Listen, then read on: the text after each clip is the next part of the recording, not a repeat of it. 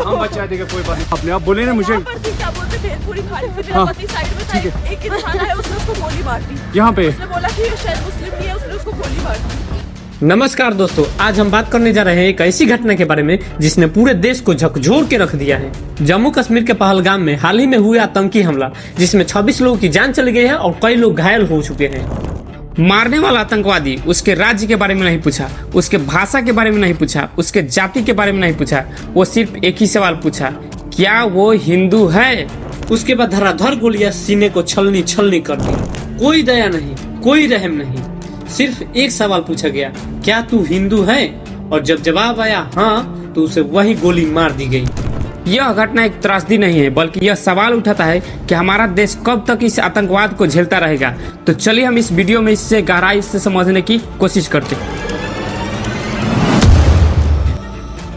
पहलगाम जम्मू कश्मीर का एक खूबसूरत पर्यटन स्थल है, जहां लाखों लोग प्रत्येक वर्ष घूमने के लिए आते हैं। लेकिन 22 अप्रैल दोपहर 2:30 बजे उस शांतवादी एरिया में गोलियों की तरतराहट गूंज उठी।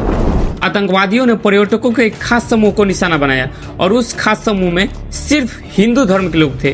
खबरों के मुताबिक आतंकवादी पहाड़ से नीचे उतरे, उसके बाद पर्यटकों से धर्म के आधार पर उसकी पहचान पूछी, उसके बाद महिला और बच्चों को अलग करके पुरुष पर अंधाधुंध गोलियां बरसा दी।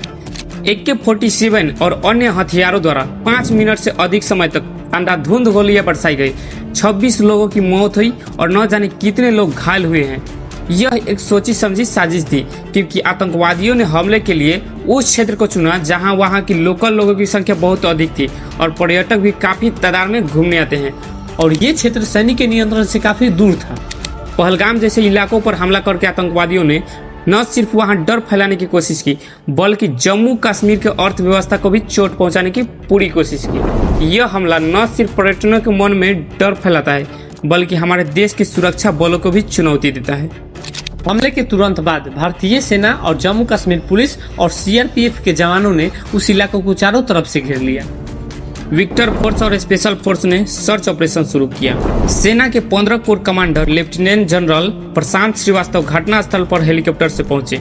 लेकिन यहाँ सवाल यह उठता है कि इतना बड़ा सुरक्षा होने के बावजूद भी आतंकियों ने इतना बड़ा हमला कैसे कर दिया। प्रधानमंत्री नरेंद्र मोदी जी, जो उस समय सऊदी अरब की यात्रा कर रहे थे, जब उनको पता चला तो गृह मंत्री अमित शाह को फोन कर इस घटना को लेकर सख्त से सख्त कदम उठाने का निर्देश दिया।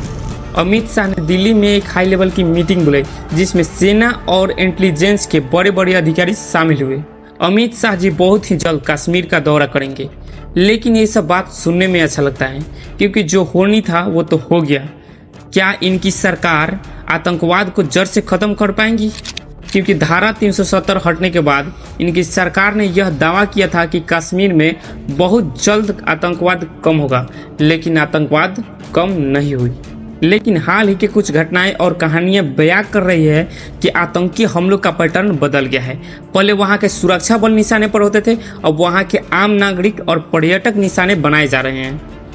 अब सर्च ऑपरेशन के द्वारा यह निष्कर्ष निकाला जाएगा, क्या इसके पीछे पाकिस्तान का हाथ है या फिर किसी और का। दोस्तों, यह घटना सिर्फ पहलगाम तक सीमित नहीं है, यह हमारे देश के लिए बहुत बड़ी चुनौती है कि आतंकवाद हमारे देश के लिए अभी भी बहुत बड़ा खतरा है। हमें चाहिए एक ऐसी रणनीति जो न सिर्फ आतंकवादियों को खत्म करे, बल्कि उसके नेटवर्क को जड़ से खत्म कर दे।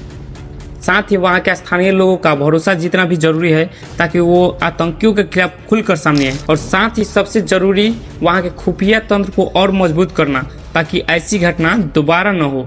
आज जो पहलगाम में हुआ वह एक खबर नहीं है, बल्कि उन 26 परिवारों के जिंदगियों का सबसे दर्दनाक पल है, जिन्होंने अपने अपनों को खो दिया। तो आइए हम सब मिलकर उन शहीदों को श्रद्धांजलि दें और ये प्रण लें कि हम अपने देश में आतंकवाद को खत्म करने के लिए हर संभव प्रयास करेंगे। अगर आपको लगता है कि इस मुद्दे पर और जागरूकता फैलानी चाहिए, तो इस वीडियो को शेयर कीजिए और अपनी राय कमेंट में बताइए। नमस्कार।